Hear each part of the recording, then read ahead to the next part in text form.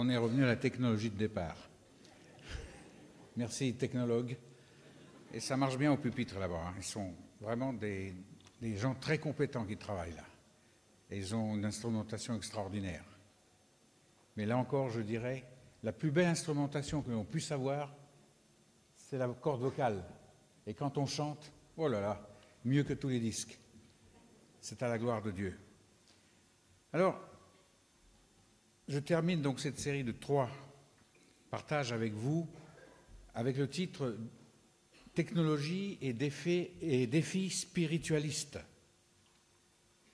Comme nous avons vu dans la vision cartésienne universelle des scientifiques, de plus en plus contestée maintenant, l'univers n'était autre qu'une collection de ce qu'on appelle les particules, les grains de matière, en interaction mutuelle, rassemblés dans une machine géante, s'activant sans dessin particulier. On ne reconnaît aucun dessin, il n'y a rien. Machine dans laquelle le corps humain et le cerveau ne jouent qu'un rôle négligeable. Et c'est cette vision, une vision scientifique, malgré tout, qui a créé et entraîné le matérialisme. Eh bien, comme j'ai souligné déjà, et on va entrer dans le plein de ce mouvement, il existe un mouvement sans cesse amplifié maintenant, sans cesse amplifié qui va vers l'établissement d'une vision post-mécaniste, c'est-à-dire ce qui suit ce qu'on a cru jusqu'ici. Et c'est celle qui va s'imposer à la science du XXIe siècle. Quoi qu'en disent les nostalgiques du passé, de temps en temps, dans le journal Le Monde en France, il y a des articles incendiaires provenant de l'Académie des sciences contre ce mouvement, en disant c'est de la rigolade, ils ne savent pas de quoi ils parlent. Mais le fait qu'ils soient inquiets trahit bien leur réalisation qu'ils sont progressivement évacués. C'est vrai que c'est la civilisation anglo-saxonne qui pilote ce mouvement, parce qu'il y a moins de restreintes comme chez nous. L'Académie joue un rôle très important en France, par exemple. Elle contrôle tout et elle peut empêcher l'évolution d'un mouvement nouveau. Dans les pays anglo-saxons, ils sont pragmatiques. Puisque ça démarre ainsi, laissons-lui la chance. Et dans cette vision, elle est en train d'affecter pas seulement cette vision philosophique, mais aussi des sciences. La cosmologie est affectée, passant par la physique des particules et des quanta. Je vous fais grâce des détails. La nouvelle physique du chaos. Vous savez qu'on étudie le chaos maintenant, comme s'il n'y avait pas autre chose à étudier. Et là, il y a du travail. Hein. Il rigole, lui. Elle atteint aussi les sciences de l'informatique, jusqu'à la chimie des systèmes autostructurés, l'interface entre la physique et la biologie. Tout ça est progressivement transformé par cette nouvelle vision, au grand regret amer de l'Académie des sciences de vieux pays comme la France, et même un peu l'Allemagne. Mais la Belgique, bon, s'il y a de la résistance, il y a de l'élan. Bravo les Belges. Dans tous ces domaines, les scientifiques ont trouvé très fructueux, voire même absolument essentiel, de considérer l'aspect de l'univers qu'ils étudient en termes absolument nouveaux. Ce n'est pas simplement on prolonge ce qu'on a su jusqu'ici, c'est entièrement nouveau. Des termes qui n'ont qu'une relation négligeable avec les idées dépassées du matérialisme et de la machine cosmique. Eh bien, cette mutation colossale du cadre de travail de leur pensée amène avec elle une perspective entièrement nouvelle des êtres humains. Dans cette perspective, l'être humain est beaucoup plus que de la matière. Ils disent enfin, l'être humain est matière et esprit. Et c'est ça, le grand drame de la nature va pouvoir être étudié par des scientifiques qui replacent l'être humain dans son échelle véritable. Comment est-ce que cette nouvelle physique est arrivée? Eh bien, depuis les années 1920-1930, il y a eu toutes sortes d'expériences absolument bizarres. Il y a eu ce qu'on appelle le paradoxe Einstein-Podolsky-Rosen. Je ne vais pas vous faire l'explication technique parce que ce sont deux faisceaux de photons qui s'éloignent opposés, issus de la même source, mais je vais vous faire un exemple, je vais transcrire ça dans la vie de tous les jours. On va jouer dans cet exemple à être les photons. Imaginez un trolleybus à l'heure de pointe, à Bruxelles par exemple. Les gens sont tassés et vous êtes là et votre voisin, il bouge le bras et vous, ça fait un petit espace de plus, vous bougez le vôtre. Vous savez comment ça s'arrange quand c'est assez. Alors c'est là qu'on rentre un peu dans une vision utopique, parce que pour illustrer ce qui s'est passé en physique, je suis obligé de donner un caractère utopique à l'exemple. Supposez que je coupe le trolleybus dans le sens de la longueur et que les deux moitiés s'éloignent en direction opposée. Et mon voisin de tout à l'heure, il est dans l'autre moitié, moi je suis dans la première. Et voilà que moi aussi, à mon tour, je bouge le bras, juste comme ça, parce que tiens, je me rappelle, j'avais bougé comme ça, et à la grande surprise des observateurs, dans l'autre autobus, l'autre moitié, il en fait autant. Où est-ce qu'il a su? Comment il a su? On ne sait pas. C'est ce qu'on a constaté. Quand on perturbait la matière, les photons qui s'éloignaient, on trouvait dans l'autre une réaction immédiate. Et comme ça voyageait à la vitesse de la lumière, pour qu'une information puisse aller d'une moitié à l'autre, il fallait que ça aille à 2 fois la vitesse de la lumière, ce qui est impossible. Quand on a regardé le départ de l'univers, je suis obligé d'utiliser des mots techniques, le proton. Et puis, le proton, on a découvert qu'il était fait de grains encore plus petits qu'on appelait des quarks. Ne essayez pas de vous rappeler de ça, je pense toujours à la migraine et au cachet à la sortie. Les quarks, ils tournent sur eux-mêmes. Alors, quand ils tournent dans le sens inverse des aiguilles d'une montre, on les appelle des quarks hauts. Et quand ils tournent dans le sens des aiguilles d'une montre, on les appelle des quarks bas. Et on s'est aperçu que les protons, c'était 2 quarks hauts et un quark bas. Et alors, ce qui a surpris la science, c'est quand dans cette explosion, où il n'y avait pas de matière en tant que telle, elle n'était pas définie, quand les premiers protons se sont formés, c'était toujours 2 quarks hauts et un bas qui s'associaient. Pourquoi pas 3 et 5, ou 6 et 19? Pourquoi c'était toujours 2 et 1? Ils ne pouvaient pas l'expliquer dans la physique classique. Mais la nouvelle physique dit, la matière, aussi petite soit-elle, est animée d'intelligence. Elle sait quelque chose. Elle suit un projet qui nous dépasse, mais elle savait. Comme ces photons qui réagissent, ils savent quelque chose que l'homme ne peut pas savoir. C'est curieux quand même, au niveau de la matière, mais c'est la nouvelle physique. Je pense aussi à ce paradoxe où on dit que tout interagit avec tout. Alors l'exemple que j'ai donné mercredi soir, je le redonne, je pourrais descendre au premier rang, là, vers le premier rang, et agiter ma main, non pas pour donner des claques, mais simplement pour perturber l'air. Et alors, ceux qui sont assis au premier rang vont me dire, mais c'est vrai, on sent quelque chose, c'est l'air qui est perturbé, il y a un peu de vent, vous avez créé un peu de vent. Mais 2, 3 rangs, même jusqu'à la fin, personne ne sentira rien. Ça se comprend facilement, jusqu'ici, c'est la physique classique. J'ai perturbé l'équilibre de l'air localement. Et en plus, on vient à l'être humain, je l'ai fait par le libre arbitre. J'ai choisi de le faire, rien ne m'a empêché, tout au moins quand je l'ai fait, j'étais libre de choisir et c'est tout. Eh bien, la nouvelle physique vous dit des choses extraordinaires. La même expérience.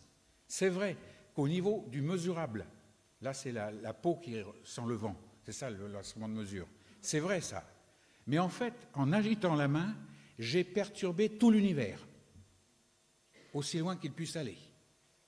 Et deuxièmement, si je crus être libre, en fait, il y avait cette illusion d'être libre, et j'étais sous l'influence de tout l'univers à ce moment-là, qui m'a fait prendre cette décision de bouger ma main. Ça n'a rien à voir avec l'astrologie, je vous dis tout de suite. L'astrologie a essayé de prendre suite là-dessus, mais je pense qu'elle s'est plantée plus d'une fois. On sait maintenant que non seulement lorsque le papillon bat des ailes, il perturbe tout l'univers, et inversement, tout l'univers agit sur nous. Et quand nous croyons au libre arbitre, la science moderne, la nouvelle physique dit que ça n'existe plus. C'est juste une illusion. On est libre par rapport aux contraintes qu'on essaye de repousser, que l'on connaît. Mais ce qu'on ne sait pas, c'est que ces courants qui circulent dans la tête, j'en ai parlé à la toute première session, ces courants qui circulent dans des gares de triage, il y a plus de 9 milliards de gares de triage dans notre tête. C'est incroyable et ça circule très vite, ça nous permet de penser. Eh bien, ces courants sont sous l'influence de tout l'univers. Ça veut dire que quand je prends une décision, au niveau du conscient, je me crois libre, mais en fait, je suis sous l'influence de tout l'univers. C'est ce qu'on a découvert. Tout interagit avec tout. Maintenant, les atomes, on n'en parle plus, on ne parle plus d'atomes. Quand on disait atome, on dit maintenant, le mot atome ne décrit pas une réalité qui était un atome. Le mot atome décrit ce que nous ressentons, comment nous comprenons ce que nous mesurons. Et ça ne décrit en rien ce qu'il y a là, Et on appelle maintenant dans la nouvelle physique ça un événement. Et le plus drôle, c'est que cet événement n'est que probablement là. Cet événement n'est possible que parce qu'en cet endroit, tout l'univers agit de cette façon et d'une seule. D'une seule, un événement, le même peut être un peu partout dans l'univers. Ce qu'on appelait les atomes, on les croyait là, voilà, on en voyait un parce qu'on le voyait. Mais en fait, il est probablement, là on l'a vu, et il peut être ailleurs. Alors si je fais la somme des atomes du corps humain, je dirais que vous n'êtes que probablement ici. Et que vous pouvez être ailleurs. Bon, il y a peut-être qui rêvent, hein. Là, ils ont la tête ailleurs, mais ce n'est pas ça. C'est ce que dit la nouvelle physique. Alors, on ne peut plus rien prévoir, tout n'est que probabilité. Il n'y a plus de relation de cause à effet. S'il y a une cause, il va produire un effet. On a observé l'inverse, on a vu des effets et ensuite les causes arrivaient. Bon. Le temps, on pensait que c'était quelque chose de rigide, qui se déroulait toujours dans la même direction, et on s'est aperçu que le temps n'est que fonction de la lumière solaire. Si on va dans un endroit où il y a beaucoup plus de vitesse de lumière solaire, si jamais ça arrive, le temps serait différent. Et en fait, si je coupe de mon conscient toute lumière, tout changement, et c'est ce qui s'est passé dans le gouffre en France de Seefert, où Seefert, le spéologue, est descendu, en quelques journées, il est remonté, il avait perdu complètement la notion du temps. La notion du temps est fabriquée par notre cerveau, elle nous est utile pour être à l'heure, entre autres, pour commencer à l'heure, finir à l'heure, j'espère que je finirai à l'heure. Autrement, ma femme dit que j'ai perdu la notion du temps, moi.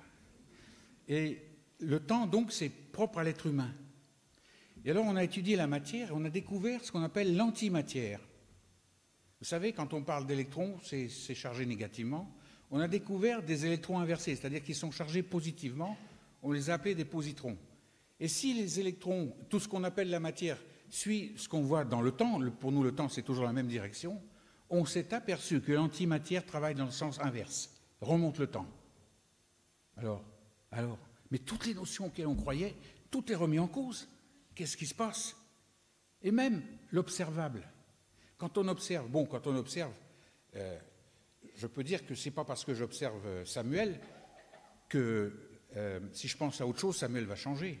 Parce qu'il représente une quantité de matière considérable par rapport à ce qu'on peut obtenir par les instruments maintenant. Vous savez, on peut descendre, si dans un faisceau il y avait des millions de photons, on peut descendre à quelques photons grâce à des instruments d'un progrès extraordinaire. Eh bien, on s'est aperçu que là, tout change aussi. On pense à quelque chose, que par exemple, ce qu'on voit, ce sont des photons, on voit des photons. Puis on change d'idée, on dit non, ce sont des ondes. On voit des ondes à ce moment-là. Ce que l'on pense influe sur l'expérience. Tout devient subjectif. L'objectivité, le critère royal de l'ancienne science, la physique classique, a complètement volé en éclats. L'homme n'est plus un observateur objectif, il est complètement sous l'influence de ce qu'il observe, et de toute façon, ce qu'il décrit dans ce qu'il observe, c'est ce qui se reflète dans son cerveau. Il n'y a pas plus subjectif. Alors, ça change complètement. L'objectif cartésien est écarté, n'existe plus. Et donc, l'univers est de plus en plus décrit, non plus comme un ensemble d'objets, de systèmes, etc., des atomes, des étoiles, régis par les lois de la nature. L'univers est conçu. Quel est le mot final pour l'univers de la nouvelle physique? C'est une vaste pensée. C'est une pensée, l'univers. Et ça, c'est John Wheeler, dans les années 80, qui a écrit ça. Et quelques années plus tard, un physicien américain encore, Hamilton, a été encore plus loin. Il a dit que, et ça c'est grâce à la mathématique, ce que j'ai oublié de vous dire, c'est que le support de la science, c'est la mathématique. Ça va très loin, vous savez, on ne fait plus la mathématique comme à l'école, hein. Il faut des ordinateurs, etc. Et à force de... On a trouvé que l'univers, tout ce qu'on voit de l'univers, c'est un ensemble, finalement, il n'y a pas d'atomes, il n'y a pas d'événements, il n'y a rien du tout. Qu'est-ce qui reste quand on a effacé toutes ces notions? Il reste des éléments d'information. Des informations qui sont là par milliards. Pour moi, vous êtes une information, je suis une information pour vous, mais bien plus complexe que dans le secret de la matière. Tout n'est qu'élément d'information. Mais alors, ce n'est pas des informations pêle-mêle, jetées au hasard. L'ensemble est extrêmement cohérent. Et la mathématique l'a prouvé. Ils ont si vous voulez, jauger la cohérence de ce qu'ils observaient. Ils ont trouvé que c'était une cohérence absolument parfaite, pas une fausse note. Tout était harmonieux. Alors, c'est pour ça que Hamilton a dit ceci. Je vais vous donner un exemple pour comprendre ce qu'il a dit. Supposez que je vous décrive une situation sans donner le mot. Je vous dis, dans quelques heures, nous allons nous promener, et puis voilà, je ne vois plus tellement clair. Les objets que je voyais avant, non, c'est plus ça. Et puis, je lève les yeux au-dessus de moi, et je vois au-dessus de moi un tas de petits points lumineux, je sais qu'on les appelle les étoiles. De quoi est-ce que je parle? Tout de suite, vous allez dire la nuit. Donc, vous voyez, je vous ai donné des éléments d'information, et vous avez trouvé qu'il y a un mot qui symbolise tout ça, qui coiffe toutes ces observations. Alors, Hamilton a dit qu'il y a une telle cohérence dans les milliards d'éléments d'information qu'à la limite, si quelqu'un pouvait le faire, on trouverait une super parole. L'univers est une parole. Au commencement était la parole, et la parole était Dieu, était avec Dieu, et la parole était Dieu. Il y a une convergence remarquable que j'avais prévue. Je ne veux pas m'enorgueillir en disant ça, mais ça fait 35 ans que j'en parle, j'étais hué, sifflé dans les milieux cartésiens français, mais je me réjouissais parce que ma meilleure défense était la contre-attaque. C'est un Russe qui parle, attention. Hein. Et bon, c'était ça. Mais maintenant, il y a une écoute extraordinaire parce qu'on se rend compte de tout ce que je vous dis. On se rend compte.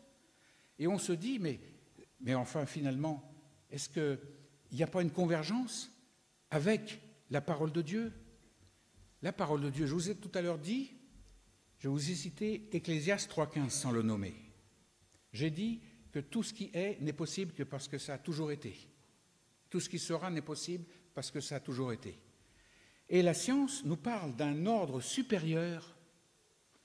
C'est eux qui disent le mot ordre, transcendant toute observation, on ne peut pas le voir. Un ordre invisible qui soutient non seulement ce qu'on voit, mais qui le rend possible. Il y a un ordre supérieur. Un ordre qui contient tous les événements qui auront lieu pour nous dans le temps. Mais c'est exactement ce que dit l'Ecclésiaste.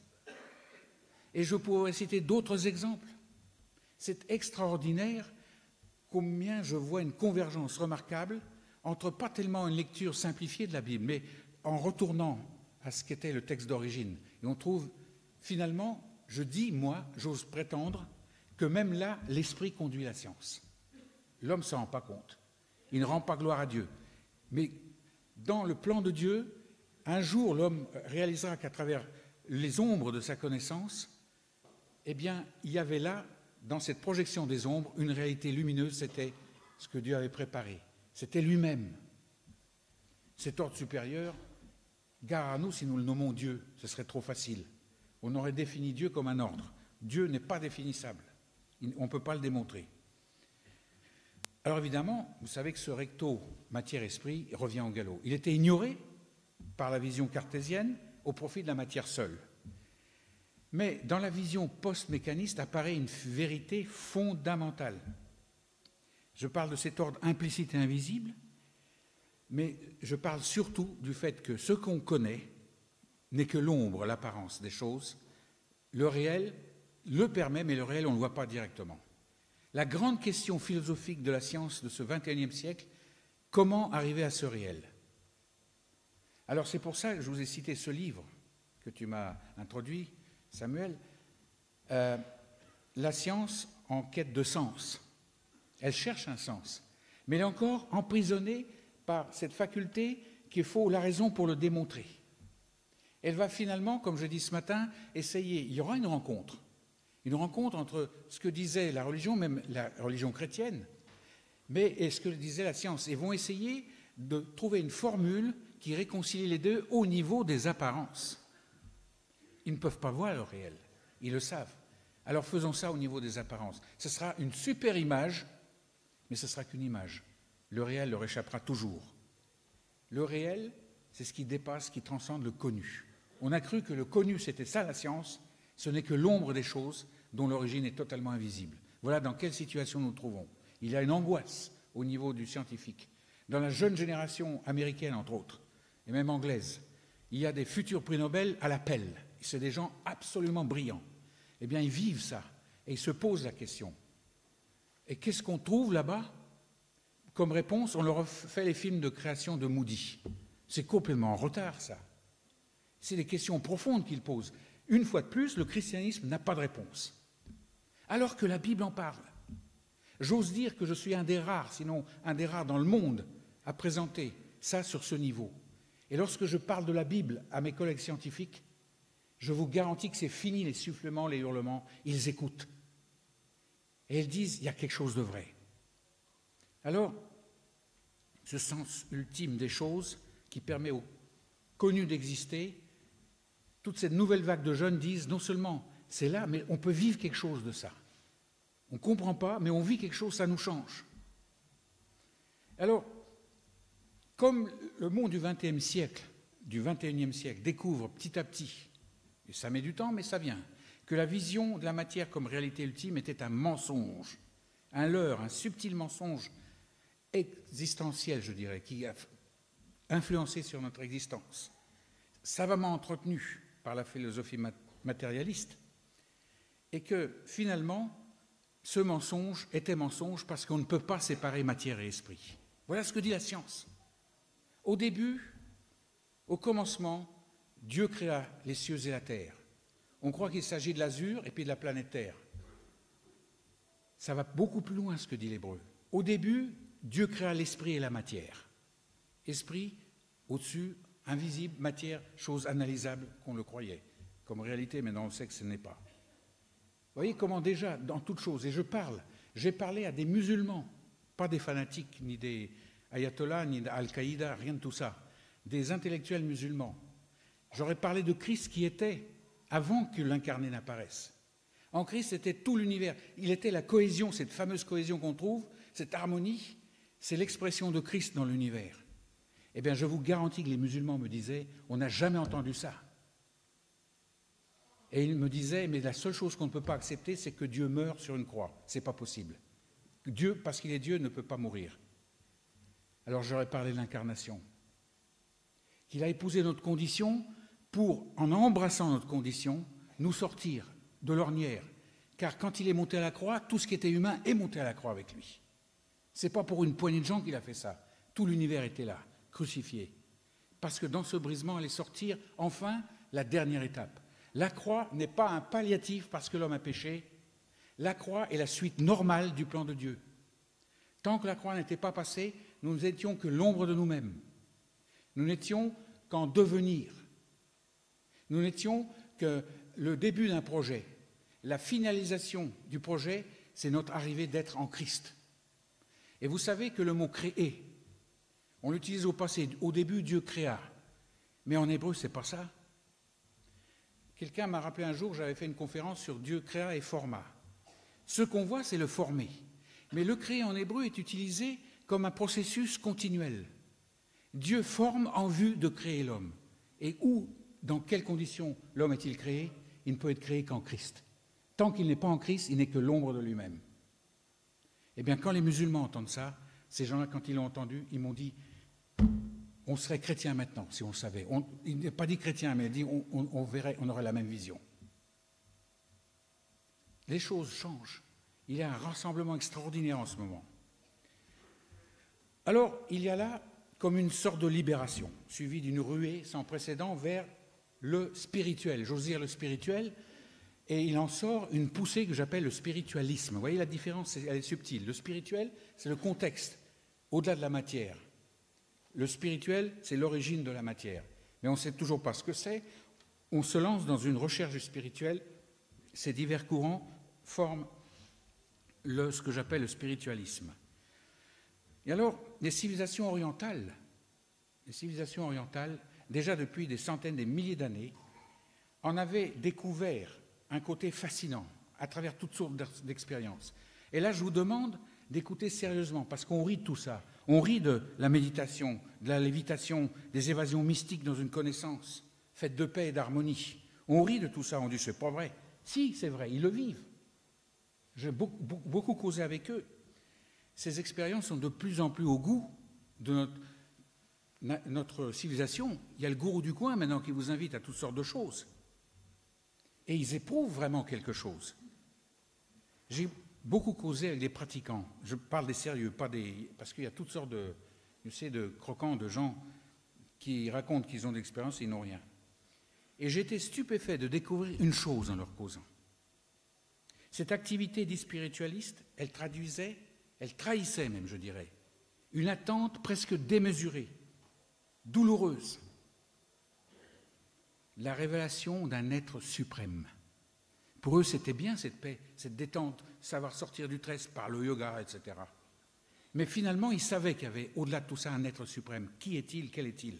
L'homme est fait pour Dieu, il commence à le réaliser à ce moment-là.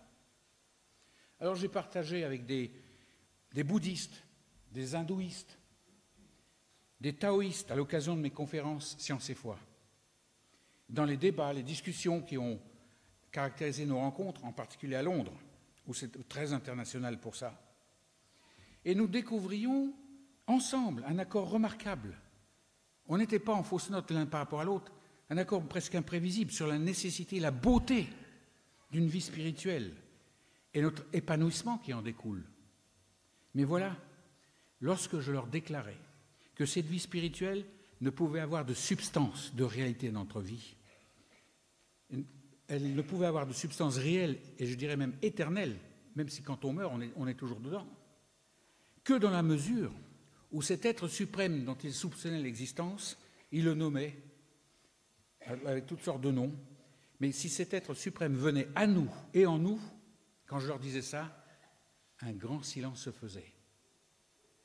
Ils ne tournaient pas le dos.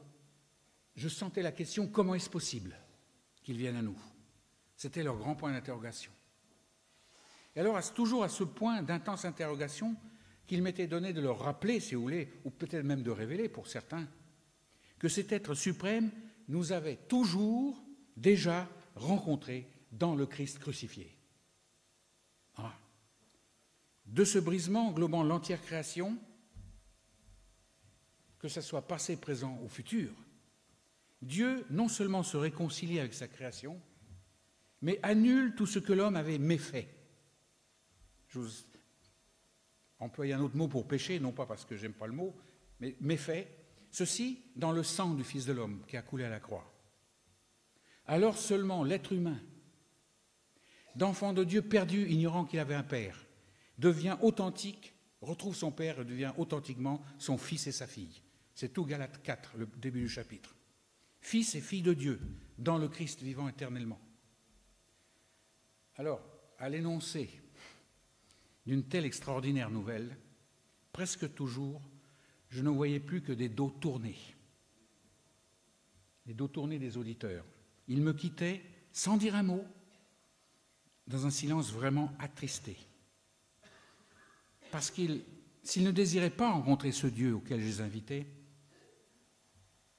ce Dieu qu'ils avaient déjà rencontré dans le Christ crucifié, je savais que Dieu les avait toujours cherchés et qu'il finirait toujours par les trouver s'ils leur cherchaient authentiquement.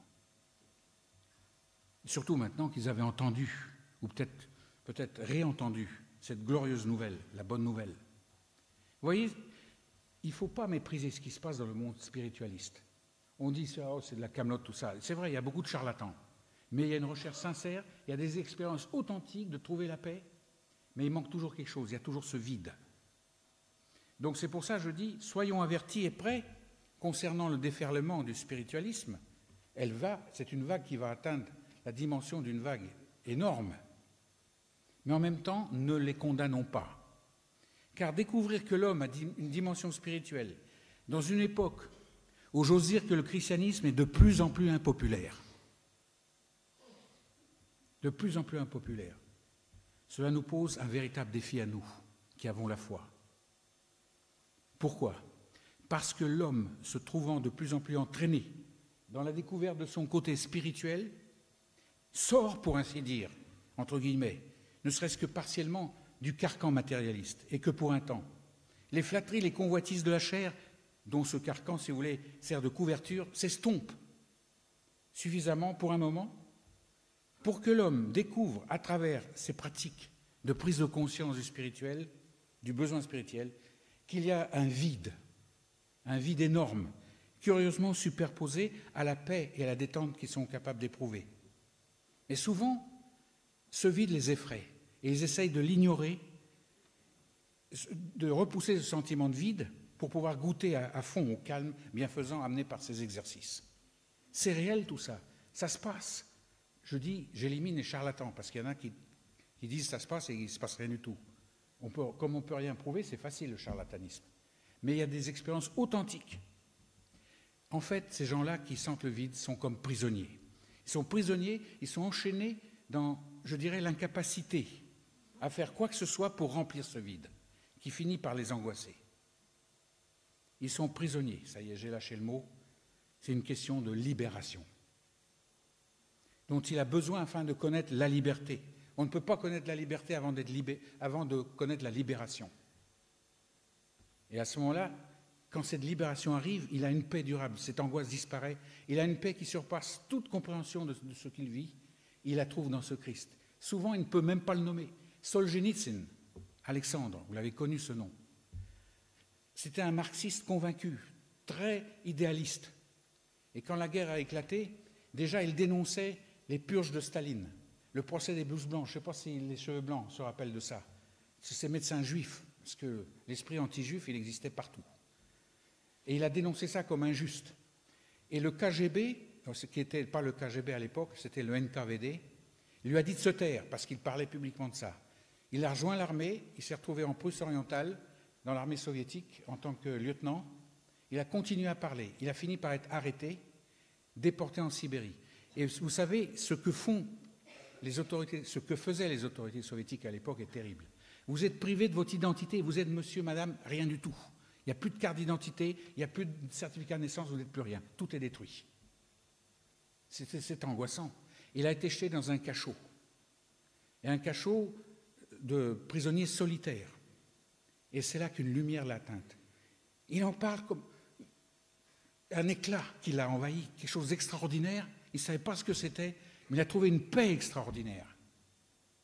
Et c'est seulement après, quand il a été relâché, non pas pour aller en liberté, mais pour rejoindre les autres concentrationnaires en Sibérie, dans les goulags, qu'il a rencontré des chrétiens et il a su que ce qu'il avait rencontré, c'était Christ. On ne peut pas forcément le nommer tout de suite, mais il a vécu une expérience extraordinaire. Et vous voyez ce qu'il est devenu après pour dénoncer le mal. Un autre écrivain du temps de Khrouchtchev, il s'appelait Doudintsev, il a osé écrire un livre dont le titre était « L'homme ne vivra pas de pain seulement », un livre communiste qu'on croyait. Et ça a été lu, mais vous ne pouvez pas imaginer les dizaines, des centaines de millions d'exemplaires. L'homme ne vivra pas de pain seulement, ce dont on parlait à la session précédente. C'est ça, Dieu travaille même au milieu des tyrannies les plus terribles. Et dans notre matérialisme, il travaille aussi. Dieu cherche l'homme. Et c'est extraordinaire. Alors, on peut se dire en tant que chrétien, que pouvons-nous faire? On a lu tout à l'heure ce verset clé qui a été celui pour notre session ce soir, de 2 Corinthiens 3, 17. Là où est l'Esprit de Dieu, là est la liberté. Là voilà la libération, l'Esprit de Dieu. Mais attention, et là je reviens, j'ai rien contre le mouvement charismatique, mais il y a eu des exagérations dans le fait qu'on a séparé l'Esprit, et il n'y a plus que l'Esprit, on savait vaguement qui était le Père, le Fils, mais quant au Père, on ne savait plus ce que c'était. Ça ne se sépare pas. C'est Dieu, Père, Fils et Saint-Esprit. Dans le christianisme orthodoxe, on ne les sépare jamais. Quand on baptise quelqu'un dans le baptistère, on ne lui demande pas si vous êtes d'accord que Christ ceci, cela. On lui demande d'accord, est-ce que vous êtes d'accord que le Père a fait ceci, le Fils a fait ceci, le Saint-Esprit a fait cela. Le même Dieu. Alors, l'Esprit agit dans le sens d'une libération, mais en fait, c'est une action conjuguée. Il y a le Père qui a préparé cette libération, depuis toujours. Il y a le Fils qui l'a œuvré, qui l'a manifesté, qui l'a rendu visible, cette libération, à la croix. Et il y a l'Esprit qui est prêt à nous y conduire. Vous voyez comment on travaille? Ils travaillent tous les trois pour la libération. Et quoi qu'il soit fait dans votre existence, dans la mienne, que ce soit individuel ou collective, ou l'Église, c'est toujours Père, Fils et Saint-Esprit. Ne séparez jamais les trois. Le dogme de la Trinité, qui est apparu sous l'empereur Tertullien, romain, nous a fait plus de mal que de bien. On a fini par voir des personnes distinctes. On a utilisé la notion de personne. Et quand les gens pensent à personne, ils pensent à des personnes humaines qu'on transporte sur le divin. Dans le christianisme russe, on ne parle pas de personne. On dit la glorieuse Trinité, Père, Fils et Saint-Esprit. C'est elle qui agit, c'est elle qui nous libère. Alors, on nous cite, je me rappelle, dans les églises russes, ils citaient toujours Ésaïe 61, 1, où il est dit « Il m'a oint, Christ qui parle, par l'intermédiaire du prophète, pour proclamer aux captifs la délivrance. » Et je tourne vite les pages, je vais au-delà d'Ésaïe, j'arrive jusqu'à l'apôtre Jean, qui nous parle à la fin du chapitre 5 de sa première lettre. Il dit ceci, et voici, il y en a 3 qui rendent témoignage, l'esprit, l'eau et le sang, et les 3, vous allez dire, sont d'accord, je suis désolé, ce n'est pas ce qui est écrit en grec. En grec, c'est écrit, et les 3 ne font qu'un. Toujours, tout est ramené à une unité. Ça, c'est important. Ils sont d'accord, c'est faible. Bien sûr, quand ils sont un, ils sont d'accord, mais ça fait faible. Hein. C'est un, ils ne font qu'un. L'esprit, l'eau, qu'est-ce que l'eau? Dans notre vécu de la foi chrétienne, c'est là où nous disparaissons au moment du baptême. Si vous voulez, c'est l'élément qui traduit notre mort à nous-mêmes. Nous prenons la décision solennelle de montrer, quand nous sortons de l'eau, que nous vivons une mort à nous-mêmes. Et le sang, c'est la délivrance. Vous voyez alors qu'il n'a pas dit d'abord le sang d'abord et l'eau après. Il faut être mort à soi-même pour vivre une délivrance authentique. Combien on a vécu, en particulier dans les renouveaux charismatiques, de gens qui croyaient tout ce que vous voulez, étaient convertis et tout, et retombaient toujours dans les mêmes fautes. Il y en a qui étaient travaillés depuis leur enfance, même depuis le sein maternel, par quelque chose. Ils avaient vécu ça à l'envers. Ils n'avaient pas connu ce brisement. Ils croyaient que c'était une adhésion émotionnelle, la conversion. La conversion, c'est le brisement. Tout s'écroule et nous ressuscitons dans un autre élan. Ce n'est plus moi qui vis, c'est Christ qui vit en moi. Alors, ce témoignage est extraordinaire. L'Esprit travaille en accord parfait avec l'œuvre de la croix. Il n'y en a pas d'autre. Ne séparons jamais l'action de l'Esprit de l'œuvre de la croix.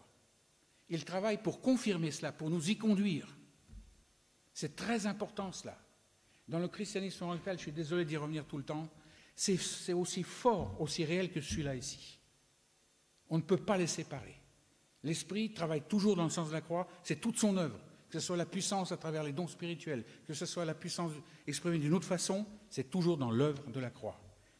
Parce que c'est la seule œuvre qui nous change. Il n'y en a pas d'autre. Ce n'est pas une conviction intellectuelle ou émotionnelle, c'est ce brisement qui n'est possible parce qu'il a déjà été fait. Nous avons été crucifiés, donc nous pouvons vivre notre mort à nous-mêmes. Alors, sommes-nous réellement libres? C'est souvent la question que je pose. Je l'ai posée la précédente, et je suis à la 37e minute de ma causerie, j'ai le droit d'un peu plus, puisque c'est la dernière. Je voudrais, si vous voulez, faire une conclusion générale pour les 3 sessions, un peu comme pour englober tout ce qui a été dit. C'est important que nous ayons une vue globale, parce que c'est beaucoup de choses en 2 sessions, en 3 sessions. Eh bien, nous avons essayé de dégager le plus clairement possible, j'espère que j'ai été clair, mais ce n'est pas toujours sûr, les faits essentiels suivants. Premièrement, ce qui se tient à la racine même du matérialisme, c'est-à-dire ce que nous y trouvons, c'est premièrement l'utilisation d'une puissance cérébrale. Elle est extraordinaire, cette puissance. Elle vient du Créateur, il nous a fait un cerveau absolument remarquable, et on n'en connaît que le 10 à 15%, pour les plus intelligents le 15%. Mais vous savez, si on allait jusqu'à 100%, mais ce serait incroyable ce qu'on pourrait faire. Malheureusement, l'homme, ça a été placé dans l'homme pour l'utiliser. Toutefois, la technologie qui sort de cette science, où on a repoussé l'esprit, elle nous donne une philosophie mensongère, où tout se réduit à la matière. C'est ce que j'ai dit, même en 2 sessions, j'ai sans cesse insisté là-dessus. Et c'est ça qui injecte dans la technologie. Nos petits appareils, nos gadgets, ça paraît innocent, ça paraît bien, mais derrière, il y a une puissance d'attraction à la fois positive, c'est vrai, on a toujours besoin du progrès matériel, mais aussi négative. On ne peut s'empêcher d'en faire une fin en soi, on ne vit que pour ça. Et c'est le siècle dans lequel nous sommes. Et ça, c'est là qu'on vit le mensonge. L'autre fait essentiel qu'on a dégagé, c'est qu'il y a un retour, tout juste amorcé, mais qui prend une amplitude considérable, une lame de fond qui arrive, vers le spirituel qui dépasse le matériel. C'est un retour, c'est-à-dire une redécouverte remarquable de notre dimension spirituelle. Toutefois, ce vide en forme de Dieu, c'est un évêque anglican qui l'a dit, que l'homme a un vide qui a une forme de Dieu, c'est-à-dire il y a Dieu qui peut le remplir. C'était extraordinaire comme image. bien sûr ce n'est pas une forme, mais c'était l'image pour dire qu'il n'y a que Dieu qui peut remplir ce vide, eh bien ce vide pousse l'homme vers des pratiques d'un genre très nouveau, donnant l'illusion d'une plénitude intérieure extraordinaire, parce qu'elle ne dure que ce qu'elle dure. Après on retombe, et on retourne à ces exercices, et on en devient accoutumé, on ne peut plus s'en passer. Mais si cette sensation éprouvée, qui est paix et détente, est là, il finit tôt ou tard par vouloir aller beaucoup plus loin. C'est ça qu'il faut voir. Ne condamnons pas ces gens, n'aurions pas d'eux. Soyons à leur côté, parce qu'ils vivent un vide. Et ce vide les pousse à aller beaucoup plus loin, en fait, vers cette libération intérieure dont je parlais, mais sans jamais l'atteindre. Parce qu'une puissance de mensonge encore plus subtile dans le spiritualisme, un défi encore plus subtil, lui cache qu'il n'est pas libre. Il se croit libre, mais il ne l'est pas. Seule la puissance de la croix libère l'être humain, il n'y en a pas d'autre. Alors, dans les questions posées aux différents ateliers, je pense qu'il y en a pas mal qui ont suivi les ateliers, nous avons fortement souligné la différence fondamentale entre uniquement parler pour convaincre, bon, on essaye, alors qu'il y a peu ou pas de résultats parce que c'est l'esprit qui convainc. Quand nos paroles sont portées, quand elles portent l'esprit, à ce moment-là, il y a du résultat. Et aussi, on a parlé, si vous voulez, de la différence fondamentale entre savoir vivre ses responsabilités de témoin et simplement en parler. Savoir les vivre, ça c'est le témoin réellement libre. C'est là le témoignage qui peut convaincre. Vous savez, en résumé, si le spiritualisme et le matérialisme nous lancent un défi, nous jouons au tennis, nous leur renvoyons le défi. Et notre défi est infiniment plus puissant. On les met au pied du mur. En fait, c'est l'esprit. Nous ne sommes que les véhicules de ce que l'esprit a à dire à ces gens-là. Ils sont mis au pied du mur, leur défi s'écroule, parce que notre défi est beaucoup plus grand, mais c'est un défi de vie nouvelle. Et ce défi est extraordinaire. On est appelé à vivre cette mort à soi-même. Comme je l'ai dit, vous savez, dans Matthieu 16, 24, j'en ai parlé encore tout à l'heure, cette croix qui nous suit sans arrêt, parce que sans arrêt, il y a quelque chose dans notre nature qui s'oppose. Notre pire ennemi, c'est nous, c'est le moi, qui, pour Paul, était crucifié. Ce n'est plus lui qui vivait, c'est plus le moi qui vivait. Mais aussi, au savoir l'annoncer au monde. Vous vous rappelez tous, parce que je sais que la communion est prise dans nos églises.